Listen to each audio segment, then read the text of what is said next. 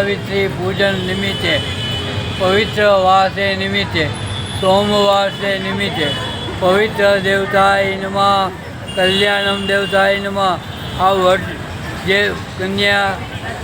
કન્યા છે એ લોકો વટ સાવિત્રીનું પૂજન કર્યું હોય એટલે હિસાબે એને આશીર્વાદ દેવા હાટું પૂજન કરીએ છીએ અને બધાય બહેનોને અમે સંકલ્પ કરાવીએ છીએ, એને આશીર્વાદ દઈએ છીએ અને એને એવી રીતે આશીર્વાદ મળે તે ધર્મરાજાનું પૂજન કરી શકે એવી રીતે આશીર્વાદ દઈએ છીએ.